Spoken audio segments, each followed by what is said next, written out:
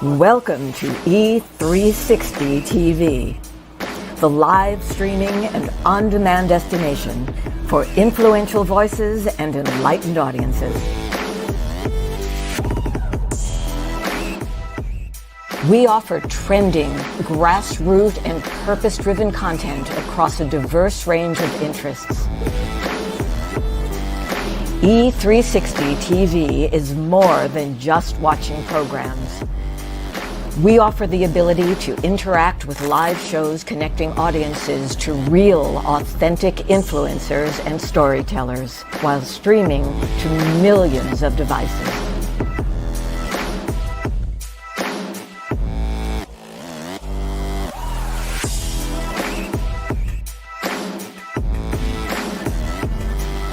Real experiences. Raw conversations. One destination for it all. E360 TV.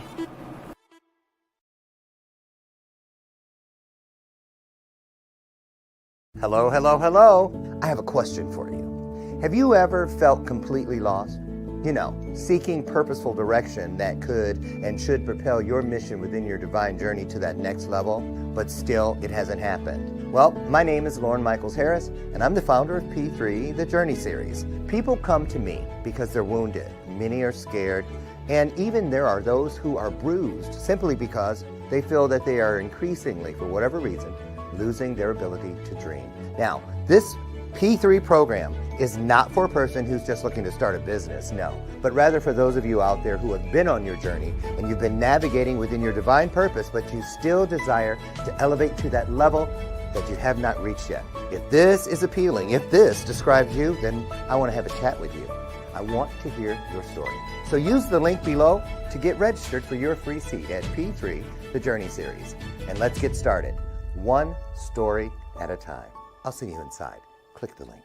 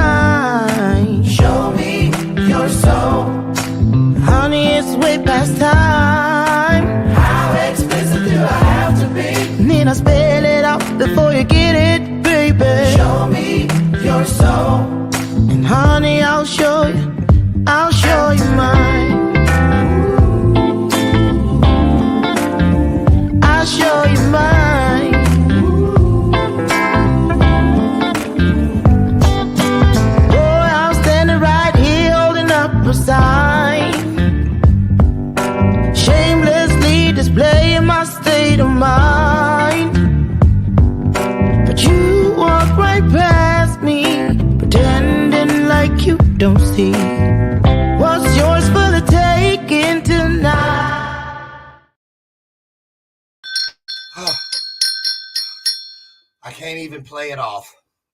I was going to act like everything was normal.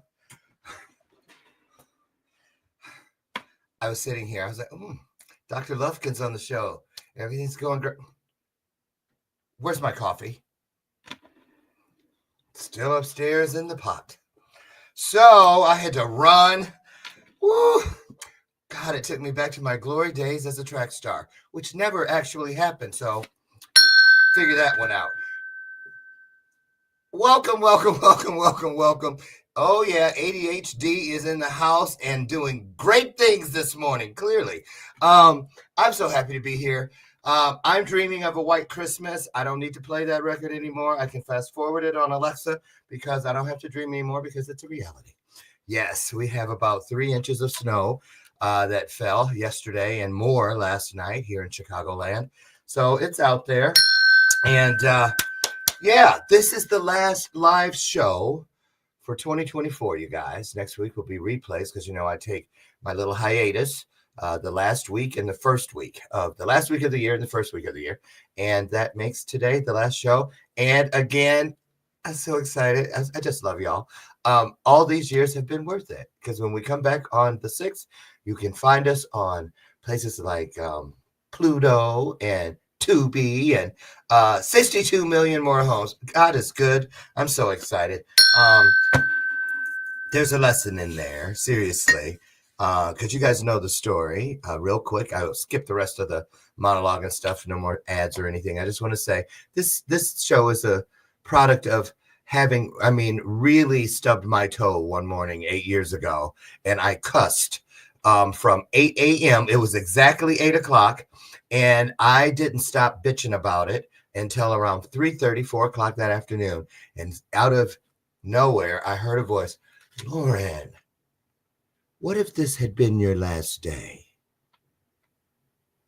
And that's all it took. That's all it took. I said, I need something so that I have a reason to do better every day. And so I heard, well, what should I do? And I heard a voice say, I had this mug in my hand, this very mug, this phone, and it's true, 8-year look at the iPhone 11. I had these two things. They said, just open your phone, go live on Facebook, and call it Bathrobe Moments, and just make it about somebody other than yourself, and watch what happens. And now we know. Take that with you. I'm so excited today. We've had a few guests on the show from the hit docu-series, the longevity series for Charles Maddox and his team. And you guys remember years ago, my husband and I were on one of the reversed shows filmed in Mexico for cancer victims, or not survivors. They were survivors. They weren't victims. They were survivors. And he's just done so many. And today's guest, well, how should I put this? You remember the movie by Jim Carrey? Liar, liar, pants on fire. He's a self-proclaimed liar, y'all. I'm not kidding you. He is. He's just telling the whole world. New York Times said, yeah, he's a liar. Here's why. Robert Lufkin, MD, lies I taught in medical school. Shame on you. Shame, shame, shame, Robert. What would your grandmother think? Right? Anyway, but he's here today to correct that. He's going to tell us why he wrote this book, how he wrote this book, and I don't know. I hope he does. Okay, remember, what was that show? Game of Thrones. Remember when that woman was shamed and she had to walk and they were throwing and that turd landed on her shoulder? I hope that doesn't happen to him. Oh, let's get him in here, you guys. Put some hearts on the screen. It's our way of saying welcome virtually. Here he comes. I hear him coming down the hallway now. Dr. Robert Lufkin, MD. He's here.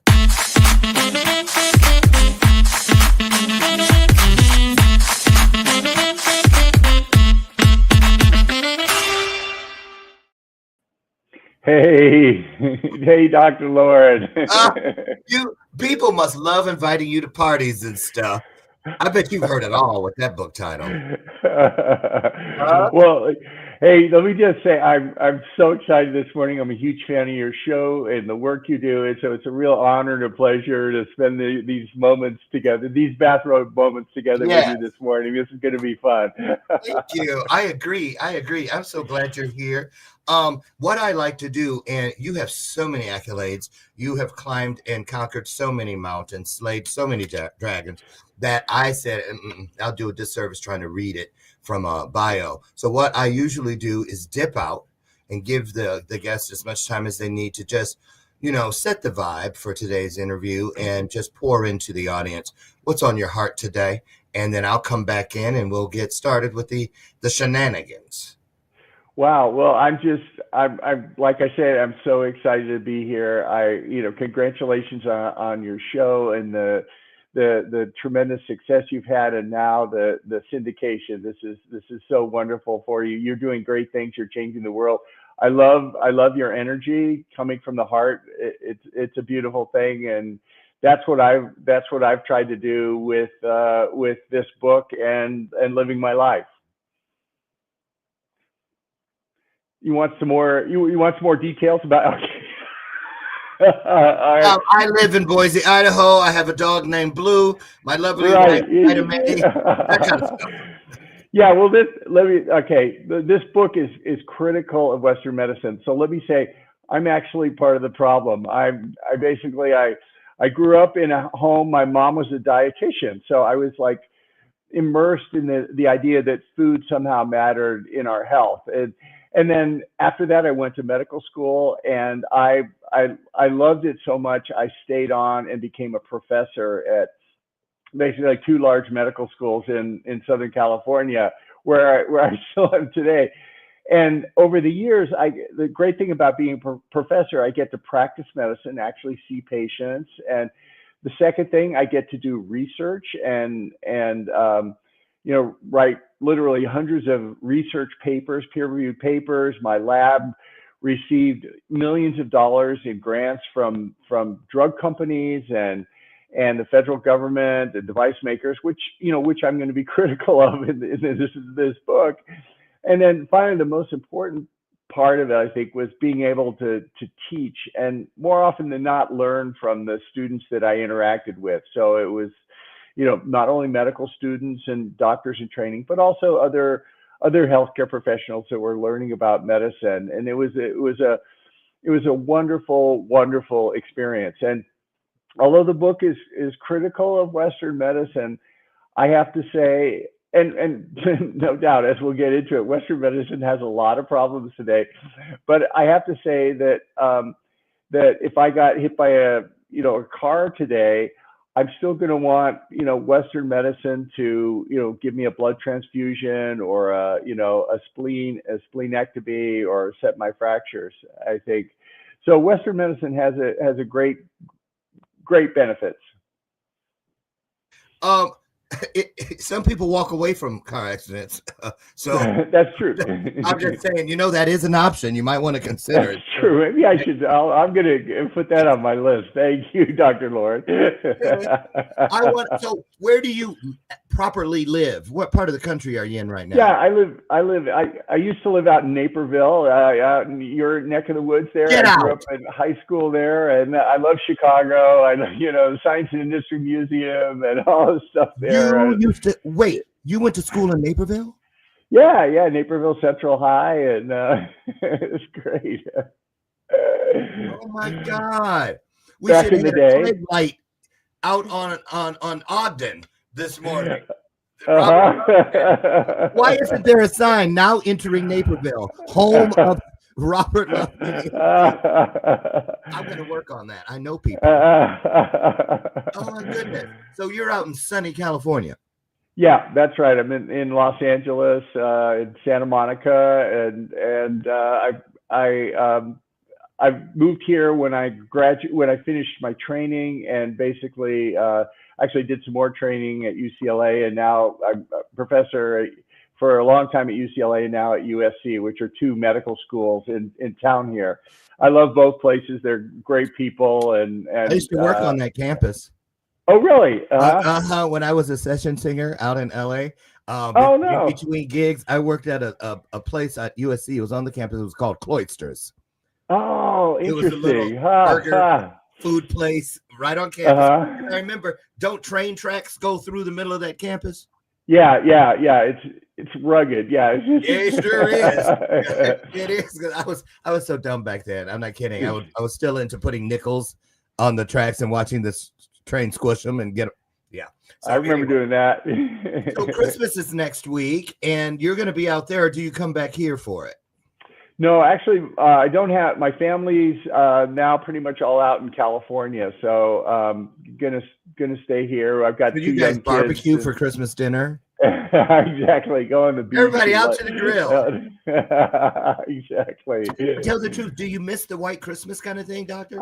I do. I mean, I love California is a great place. Illinois, Chicago's great. Every place I've lived, it has something special about it. But for me, this is a great place now. But I have to say, one thing I miss is the seasons. In Chicago, I knew, when spring comes, it's like, yes, I could take off my jacket. I walk outside, and when winter comes, it's beautiful. You really sense the passage of time. Whereas here, it's like, 3 years went by, and it's like, wait, there are seasons here, but they're much less dramatic. And if you don't pay attention, you'll miss them. Yeah, absolutely. So what we don't know is, what is your specialty in medicine? What is it that we're here to talk about the longevity piece, of course, but when you were, and I want to know, because this is what I don't know how they do this, but I was like, what makes certain doctors pick certain practices? Is it like you go into a gym and they have like all these booths and there's lungs and kidneys and toes and buttholes and all these different things, and you go, ooh, I'm kind of feeling, that right there. So what is it you were doing primarily to begin with? Yeah, that's sort of like it, the selection process. But I was trained I started out in internal medicine, but then I switched to medical imaging or radiology, which was what I practiced in. And then the last decade or so, I've focused more on metabolic health and longevity, and that's really been. I find the older I get, the more interested I am in living in longevity. I wonder why that is. I don't know. I can't figure that out. Well, I want to be your best friend, because all of you out there know this. I'm manifesting it. I kind of cloak it in humor, but I really mean it. I tell people my goal is to be the black male Betty White. I love it. Well, you are my friend, Dr. Lauren. We're already there. So I want to be your friend too. Yes. So, but okay, first thing I want to ask is this.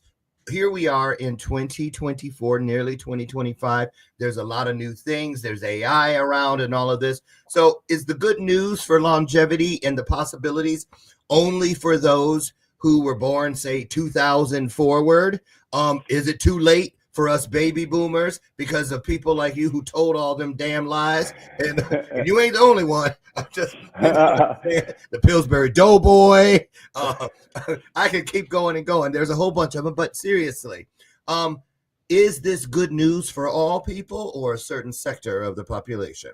Absolutely. That's such an important point, Dr. Lauren. It's not just younger people, although, for all these chronic diseases and longevity, the earlier we catch them and the more we start doing prevention, the better off. But it's not too late. It's never too late to get started. There's always a benefit from doing that. And, one of the most powerful longevity drugs that's ever been discovered, when it was tested on mice, they made a mistake and they gave it to the mice when the mice were the equivalent of 60 years old or 70 years old in human years. And the amazing things, the drug still had this incredible longevity benefit, even though the mice were already, halfway done with their lives or more by the time the drugs were started. So these interventions, not just the drugs, but even more importantly, the lifestyle, which we talk about in the book, it could change our lives no matter how far we are along in our path. I have so many questions. I don't want to get you like booted out of California or anything, but I already know. Okay, I'm gonna just put it out there. People with a whole bunch of money, Jeff Bezos, all those kind of people, they have access to stuff before most people, out there. Are there things happening? Are there drugs and things that are like not available? Or technology or research or things? What's happening that's coming? What's coming down the pipeline that could be here, might be here, is close to being here, that we would never have imagined. Anything come to mind? Yeah, back at the most basic level, the thing that blew me away, and my story is I was minding my own business, being a medical school professor and doing all this stuff, and I came down with 4 chronic diseases, and I went to my doctors and they gave me pills for them, and I said, hey, what about lifestyle? Does that work? And they go, nah, not really. You're going to be on these pills for the rest of your life, so get used to it. And at that point, I began to question my beliefs, what I've been taught, what I've been teaching, what many of my colleagues were teaching. And I realized there was a revolution in our knowledge of, first of all, of lifestyle, and how lifestyle can dramatically affect chronic diseases and longevity. And what I did was I changed my lifestyle, and I was able to reverse those 4 chronic diseases. So lifestyle is available to everyone.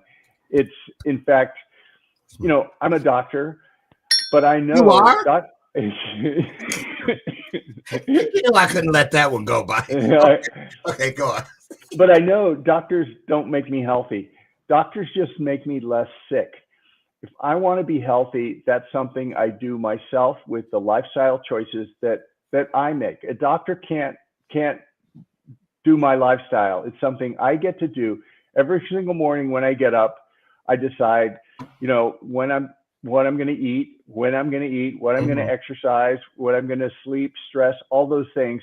And the beauty of it, that's in my control. And lifestyle, I will argue, in the book pointed out that this is arguably one of the most powerful medicines that most of us will ever use, more powerful than the pills and surgery that Western medicine gives us for many of the diseases. And I'm not saying Wow. I'm not saying that anyone should ignore their recommendations from their doctors. And the pills and surgeries can be life-saving, and certainly no one should stop any pills without talking to their doctors. But what I'm saying, the possibility is there that lifestyle makes a difference, and it's a big deal. It's a huge deal. Does. And these diseases can be reversed. I mean, the kind of put it in a framework in the 20th century, back then, you and I remember that. Some of our listeners may not remember it, but those of us who are alive in the 20th century will recall how Western medicine transformed our lives throughout the world. Everybody through pills and surgeries that were developed, and nothing short of magical. Largely through public health measures, infectious disease, but the world is a much, much better place because of Western medicine in the 20th century. The problem is now in the 21st century, we are all over the world facing, but especially in the United States, facing literally a tsunami of chronic diseases. Although they were present in the 20th century, now in the 21st century, they're literally in biblical proportions. And these go all the way from obesity. Now, most people are obese or overweight in the United States. Hypertension, most people have hypertension. Diabetes, we're on the track to everyone getting diabetes. Cardiovascular disease, heart attack, stroke, cancer, Alzheimer's disease. All right, Susie Sunshine, I'm going to have to stop you right there, Susie. Okay, it's Christmas, Grinch. Any other good news?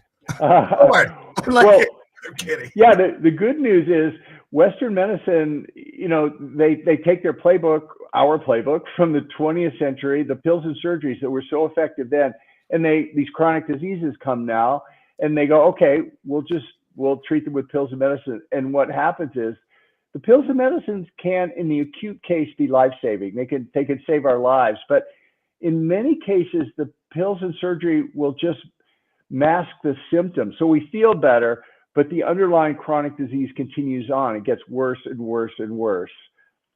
What just happened? Just battery exhausted. Got a pill for that? Give it a pill. I don't know what's going on there. That's wild, huh? I will. Is that your laptop? Probably. Do you have a plug? Yeah, that's my. Sorry about that. Wow. Okay. Oh, look at. Oh, good. Everybody, look what he's got up there. Live. We're back. Hot. Here we go. There you are. Okay, welcome back. Sorry. Well, no worries. Must have been the snowstorm out here. Yeah. See? Oh, and the lies just keep coming and coming. Exactly. One more lie. Let me tell you what came bursting through the front door of my mind, and the door was probably about that big. When you said biblical proportions, that was powerful. I thought immediately the word that went up on the screen was plagues. And we are plagued by these things.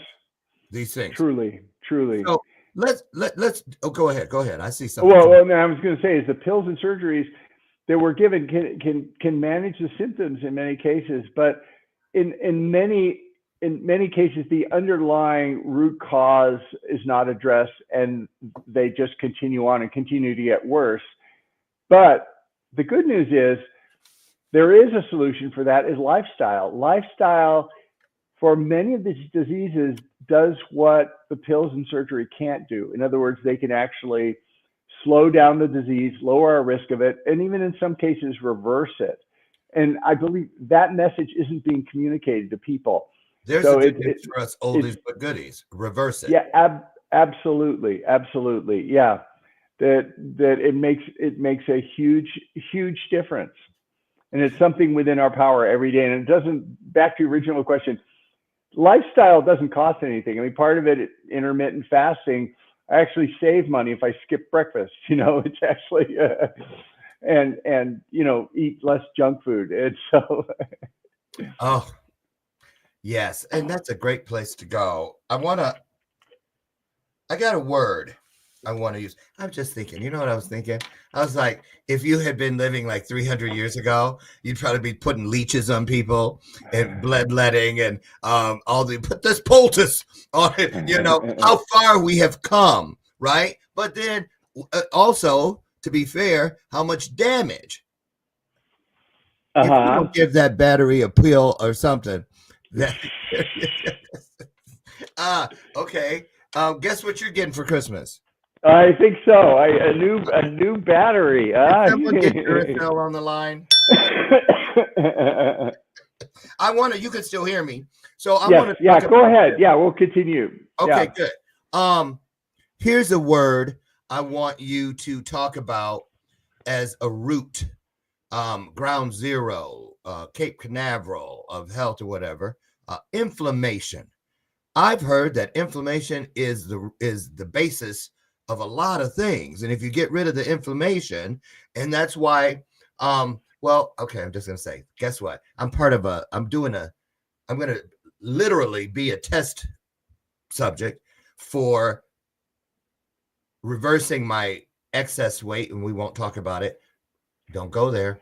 And I went and did the blood work last week, and my stuff is on the way, but they sent me the book, and she's coming on the show. She's also a New York Times bestseller, and this is the Metabolic Balance Kitchen. So these are all the foods and stuff look wonderful. So I'm gonna do it live right here on the air. And she told me, okay, I'm gonna just be real. Right now, I'm at 198 pounds. I'm only 5'6". And she says, well, what do you want to be at? I said, right around 175 is where I want to be. I'm 62 years old. I'm not trying to.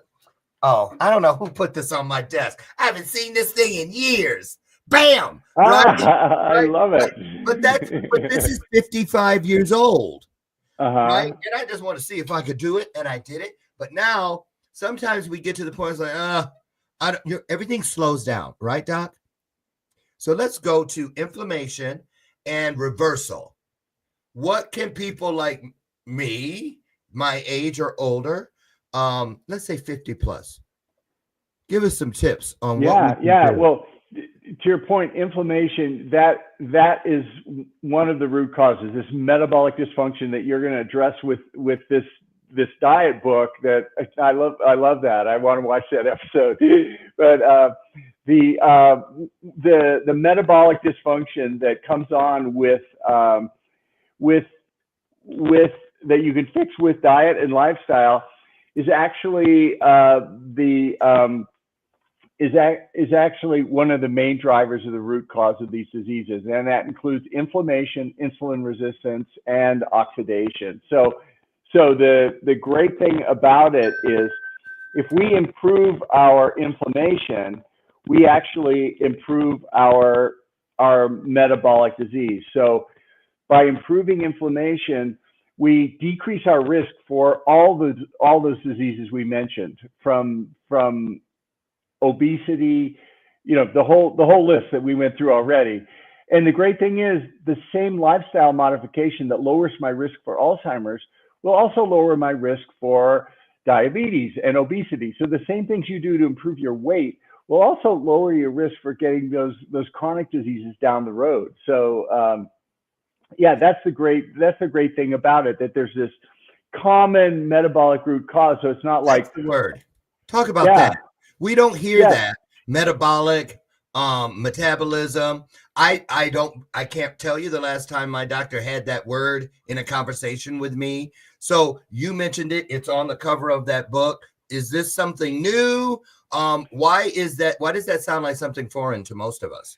Yeah, well, metabolism, in medical parlance, is just the way our body digests food and the way our cells work and the way we use energy. That's, so-called our metabolism. But right. I know the word, but I'm saying what I'm getting at is, when I go to the doctor and they say, well, listen, this is how we can fix this through that and the other. It's, what I'm saying. Why? Okay, you specialize in that, right? Yeah. Metabolic health is really a focus of mine. That is the key, I think. Sketch that picture out for people. Yeah, that may not even know what you mean when you say that. Yeah, metabolic health. It encompasses things like inflammation, like insulin resistance, like oxidation. All these things are manifestations of disordered metabolism. It's driven by a structure in our cells that almost every cell of the body has, called the mitochondria. Mm-hmm. And this controls the way we process energy. And it's realized that as we get older, our metabolism changes, and there are things we can do to correct our metabolic health. And the metabolic health is manifested by things like hypertension, by glucose metabolism, which is sugars, which of course is part of diabetes, but it's part of all the other things as well. And so metabolic health is manifested by sugar metabolism, and overall just how our bodies run well. And when we fix our metabolic health, our risk for all these chronic diseases goes down, and our longevity increases, which is pretty incredible. I mean, we're all going to get one of those diseases. I mean, me, you, and most of our listeners, statistically, as Jim Morrison says, nobody gets out alive, right? So we've all got to get something, but the idea is to push it off as late as we can in our life, so that we, why die of a heart attack at 65? Why die of a heart attack at 85? Why die of something at 95? Let's do it at 105, and importantly, these are, when we say longevity or lifespan, we imply health span. In other words, those are healthy years. We're not trying for another 10 years in the nursing home or something like that. The idea Lord is, Jesus, no. You can say that again. I second that emotion. Extend our healthy living, and that's really the point there. And let's go here, because I'm gonna just say, I know consistency is paramount. You got to find something that works and stick to it. That's the thing about, what do they call it? The diets, where people go all over the place. They try this, they try that, they try this, they try that. So I want to ask you this. What if I was to ask you to put the face of Satan on any particular food group? When you, like, if you go into a smorgasbord and you look down the line and you see something doesn't go, what is it? Pasta? Well, is it the sweets? Oh, you're back. Okay, good. Yeah, for me, it was very easy, because part of my lifestyle, I changed my nutrition, I changed my sleep, I changed my exercise, and I changed my stress. Those are the 4 pillars, but nutrition is most of all. But first of all, I didn't go on a diet. When I changed the way I ate. In other words, when people talk about, going on a diet, it's in their mind, it's sort of like, well, I'll do this for, X amount of time and then I'll go off the diet. But Exactly. no, I don't go on a diet. I changed the way I ate because I changed the way that I want to honor my body and honor myself and be healthy for myself. So that's what I did. And I did 4 things. The first thing, I didn't change anything I ate. I just changed when I ate. Now, my mom, the dietitian, God bless her, taught me to eat many small meals all day long, snack all the time. That was a healthy way to eat. Well, I don't believe that anymore, even though, many dietitians still recommend that. So the first thing I did was I narrowed the eating window.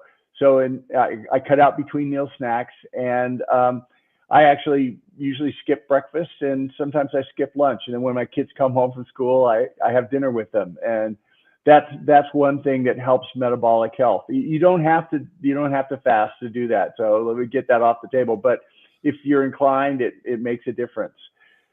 So is that layout, that routine, that ritual that you just described that works for you, that is not necessarily the same thing for each person because our metabolisms are different?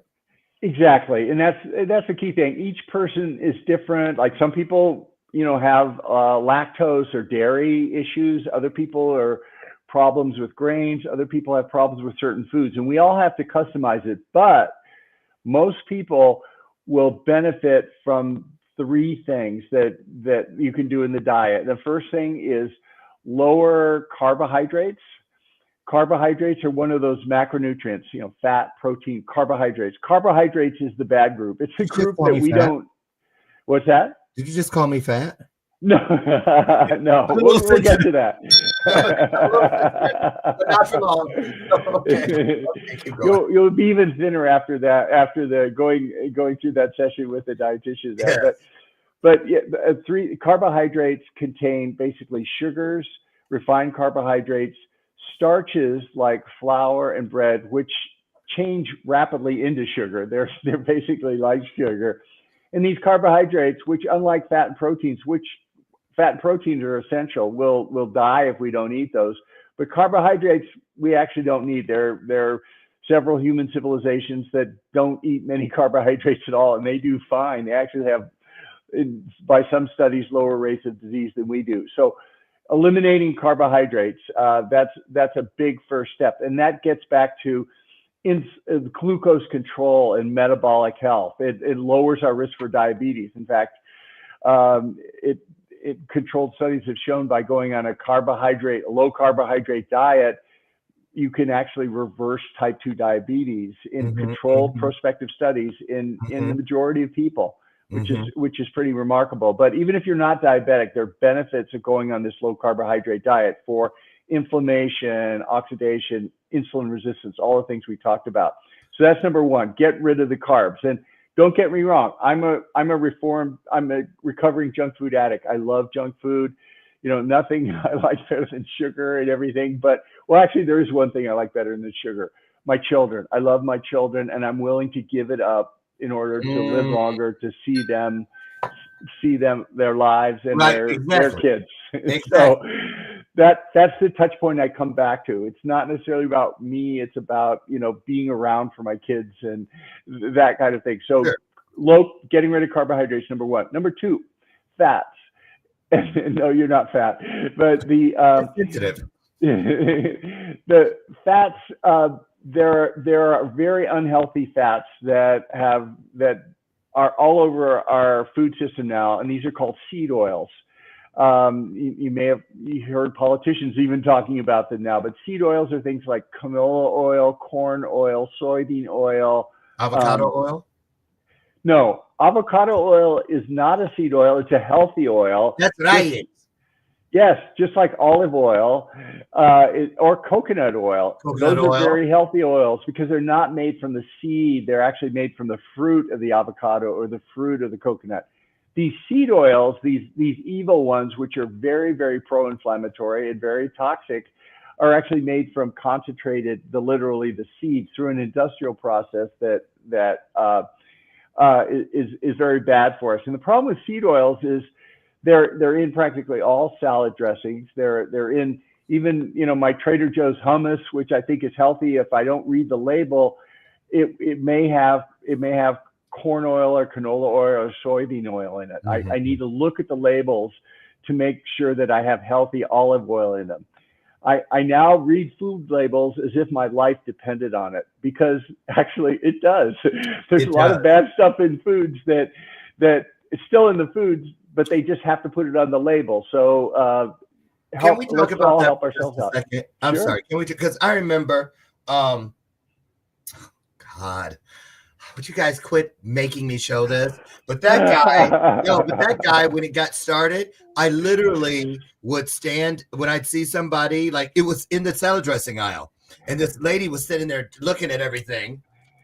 So I was like, well, she's doing it, I should do it. So I was like, what is she looking at? And I was trying to, I was looking at the front of the thing where the picture was and stuff. Then I realized she had all this. So I was like, oh, so it's like reading something upside down and acting like you're smart. That was what was happening. Where can people go to learn how to properly read labels? I mean, I used to know if I can't pronounce it, I don't think I want it in my body, because how can my body identify and process something that is not natural? You know what I'm saying? It wasn't grown. If it was grown, it was grown in a laboratory. So talk about that. How do people go about properly ascertaining what is on that in that information? Yeah. So when I look at a package, it doesn't matter what the name of the package is, because they can say all natural, healthy fruit. They can name it anything they want, but legally, the ingredient list, which lists the amount of sugar that's added, that's pretty trustworthy. So the first thing I do is I look at sugar on the ingredient list, and it will tell me what on the food label, literally how much sugar's added and how much sugar there is. And I try and get less than 1 gram sugar in something, and that's hard because a lot of our foods have sugar added. So that's the first thing we can do to watch the carbohydrates. Then the seed oils, we have to look at the ingredient list, because they're listed there, and they will specifically say canola oil, corn oil, rapeseed oil, soybean oil. There's a list of about 8 of them that we really want to avoid. But as you say, avocado oil is healthy, coconut oil is healthy, olive oil is healthy. Those things are good. And then the third group, the last thing that I've had to cut out that transformed my life was grains. And grains are, I know. Multi-grain bread?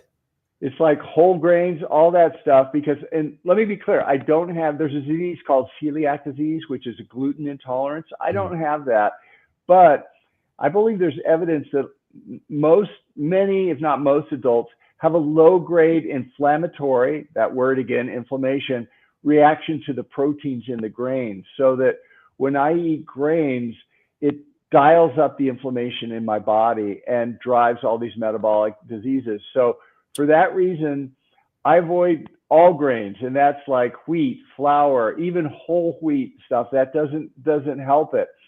And you think, well, and again, I love baked foods. I love bagels. I love all that stuff. But again, I love my children more. So multi-grain bread? Yeah. I mean, we were told that was healthy. I know. That's healthy whole grain bread. Another one of those liars. But if that's not enough, if that doesn't convince you enough or your listeners enough on the grains, in the United States, most grains are soaked in something called glyphosate, which is a weed killer from Monsanto that's illegal in about 30 countries around the world due to its association with health hazards. And then finally, grains typically have a lot of carbohydrates. So that's another reason not to eat grains. But by avoiding those 3 types of foods, my life, that was foundational. My lifestyle transformed. It lowered inflammation. It improved my insulin resistance. improved my metabolic health, Energy. and energy as well, brain fog. And long story short, I reversed my chronic diseases, those 4 diseases. And I went into my doctors, they couldn't believe it. They thought the labs were broken, but they basically, I wound up going off all medications for those and basically controlling it with lifestyle. How long did it take for you to see the process of reversal? Yeah, it's interesting. It's different for each one. With carbohydrates, because the way they're processed in the body, if I cut out sugars, I can see the effects in a day or so. People will notice it. Their brain fog gets clearer. They're noticeable effects. Things like grains, avoiding grains, the inflammation from the grains, because it's dealing with the immune system, it could take weeks to even months before you see the difference. So if some people they have inflammatory bowel disease, or they have PCOS, or all sorts of symptoms that they can't treat, one thing to do is try and eliminate arthritis. Arthritis, absolutely. Arthritis is inflammation. You try an elimination diet. In other words, try a diet and cut out the dairy first, see what happens. Then maybe cut out the carbs, see how you feel. Then cut out the grains. But if you cut out the grains, you've got to wait longer. In other words, you can't go, yeah, I gave up grains last week and I don't feel any different. Okay. It may take a few weeks, and seed oils can take even longer before you see the effects. Okay, I would just be honest with you. Right now, I just saw a whole family. Kids, honey, dinner's ready. Great, yay! What's for dinner, Mom? Oh, water. Well, it's all about substituting other things you like for it. Like growing up, my mom was, we were following the food advice, which unfortunately was and is, in my opinion, still flawed. So we got rid of butter, because butter was we substituted margarine. Butter. I know. So we substituted margarine. Margarine's full of seed oils and trans fats. It's unhealthy. It's pro-inflammatory. So now I eat butter. Butter's one of the healthiest things you can eat. So were they lying when they said everything's better with blue bonnet on it? They were. Well, that's a marketing slogan. Just like, have you heard the slogan, breakfast is the most important meal of the day? Yeah, that was developed by John Kellogg, who's one of the original junk food makers. He makes Kellogg cereal, one of the biggest junk food companies in the world. That was a marketing slogan to get people to eat cereal for breakfast and all. So we have to be careful about, slogans and jingles we hear. Yeah. So here's something. I was showing that picture. I was joking, but if we were to ask everyone who's watching to go and grab a photo of when you felt your best, they would most likely go and get a picture of when they were their thinnest or skinniest, not most fit. Can you talk about that? Because a lot of people, I want to be skinny, or I want to be thin. Because you even use the word thin. You'll be. That was when you were thinner. But so let's talk about, should that term be replaced with fit, which has yeah, for sure. I mean, I think we can love ourselves and we can love everyone else, no matter what our weight is, whether we're heavier or on the thinner side. We can love all of us, but I don't believe we can be healthy if we have too much weight or too little weight. There's a sweet spot in there, and I think that that's an important message. And to your point, we can be too thin, and I think we're much more critical of people who are too thin than people who are too fat. Anorexia and all it. But both of those are fatal diseases. Obesity today is now replacing tobacco as the #1 environmental cause of cancer in patients, just obesity. And obesity itself, drives it. It's one of those chronic diseases that drives all the other chronic diseases. So when we get obese, we drive inflammation, we drive metabolic dysfunction. Go ahead. Well, I want to get to some of the questions. Lori Whitney wants to know about red meat. Yeah, there's a great study, or not a great. It's a well-known study that shows that red meat is associated with cancer. Now, there's people who All eat red right. meat Okay. get So, more cancer, but the problem is it's an association. In other words, people who eat a lot of red meat tend to have more cancer, but it's not that red meat causes cancer. It's a type of study that shows an association, but not a cause. Well, wait a minute. I don't want to be associated with cancer, whether it causes it or not either. not But at all. the thing is, this study shows that people who go to rodeos also get more cancer. People who drive pickup trucks get more cancer than people who drive Priuses. And it's not because the pickup truck or the rodeo or the red meat causes cancer. It's other behaviors that people who do that, like they may smoke cigarettes, they may, Lifestyle, not eat lifestyle. which is Exactly. what you began with.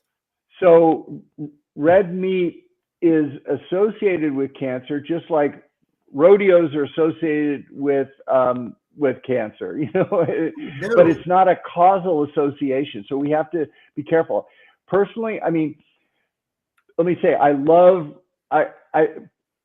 diet has been very politicized. The carnivores don't talk to the vegans and everything, but I love my carnivore friends. I love my vegan friends. I think you can be healthy anywhere on the spectrum, or very unhealthy. Red meat is a very healthy thing to eat, and I don't think it causes cancer.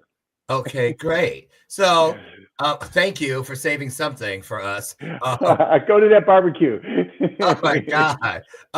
Here's the book, everyone. And we are going to give you access to the link. It's going to be dropped in your comment section for easy access before the end of the broadcast. But on the screen, Lies I Taught in Medical School. Can you give us the top 3? Sure. That lifestyle doesn't matter. I think it does. It's the most important thing we can do.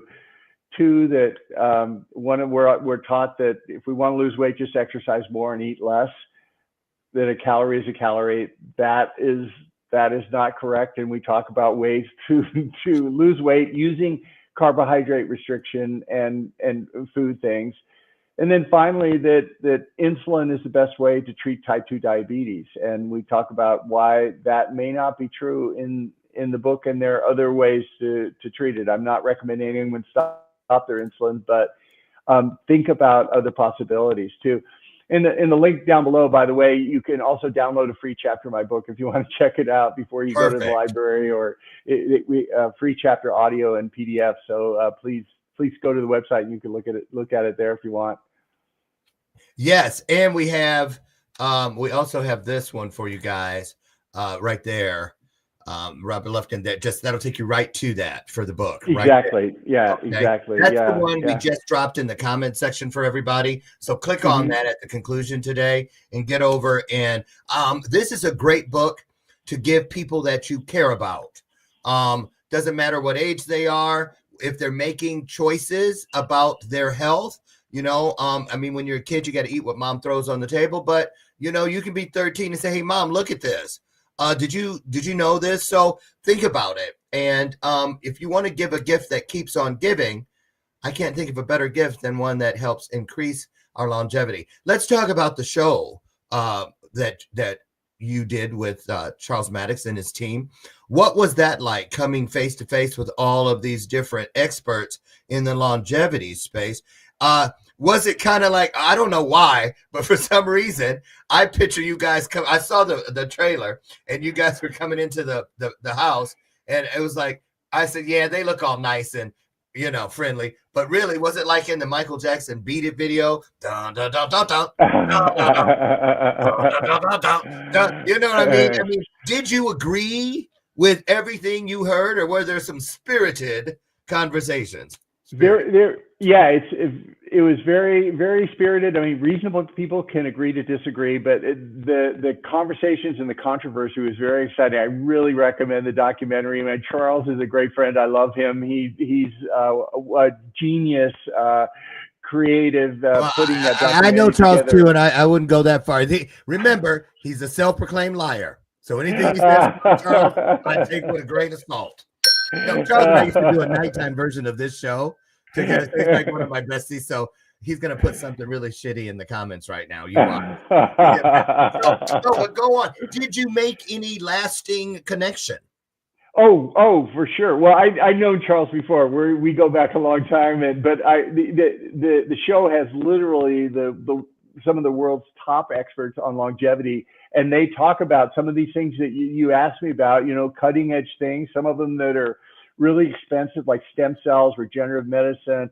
What some of the possibilities are, and then the great thing about the show is we brought in two like regular people, just beautiful souls who came in, who wanted to change their lives and improve their lifestyle. And we went through the journey with all of them. We basically talked to them, and we got to see how they were able to implement things that really made a big difference in their lives. So you can go through the process with them. I really recommend it. We filmed it in a beautiful spot in Costa Rica. It was so much fun. Yeah. It must have been nice. I wouldn't know. I've never been invited there, Charles. So anyway, I am so excited about this work. Congratulations on landing on the New York Times bestseller list. Well deserved. And it's very encouraging to see that access to the truth still matters. Because fake news. There's so much shit going on out there. It's nice. And thank you for stepping up. And even I was duped and didn't know better, but I do know better now, and I'm going to do better now. And I really appreciate that in you. Thank you. As we get out of here, exactly 1,000 of you are watching, and I hope that means that 1,000 lives have been improved, or at least are going to try. Thank you so much. Dr. Lufkin, wow. Will you come back in the new year? I would love it. Dr. Lauren. This is so much fun. I can't wait. I would love it anytime. We just get started, and I really think I want to bring a few of you from that special over for a 90-minute special. Just to in the back, behind the scenes, kick it. That sounds great. Yeah. You know what I mean? Like who started, who picked the first fight? That's I'm like, maybe not that far, but you know what I'm saying. Listen, I want to just to congratulate you seriously, and I can't wait for the day when some of the things that you said here today are commonplace in people's doctor visits and the conversations they have with their healthcare professionals. So thank you for opening that door for us. Yeah, I think the world is changing now, and we're entering a new era. So yeah, totally, I agree. Beautiful. You hear that? That's so California. Totally. There it is. Okay, I see why you don't come back to Naperville. You beat people up that talk like that. I'm kidding. Have a great holiday, Doc. And thank you for pouring into us. I feel like everything just got better in my space. So I thank you for that. And thank you all. This is it. This was the last live show of 2024. And I just want to say on a serious note, how much I absolutely adore all of you, and for believing in me, and for believing in E360 television and what we do to bring great content and storytellers straight into your home. And thank you for trusting us with that space. I'll see you, God willing, live again on the 6th of January, replays throughout when we come back. And again, we're coming back syndicated. Hey, listen, get out of here and have the best life ever today. Get out and find a higher piece of yourself. It only takes a single E and another R. You take great to greater, bright to brighter, smart to smarter, and my personal favorite, kind to kinder. Now remember, don't you dare let my screen door slam on the way out. And don't forget, Dr. Lauren loves you. And there's not a damn thing you can do about it. Merry Christmas, and I'll see you in the new year. Mwah. See you soon, Doc. Great job. Thank you so much. Thanks, Dr. Lauren. Bye, everybody. Bye-bye. Bye.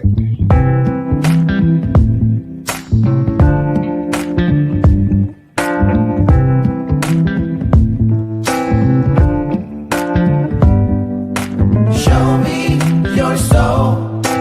Baby, I'll show you mine. Show me your soul. Honey, it's way past time. How expensive do I have to be? Need I spell it out before you get it, baby? Show me your soul. And honey, I'll show you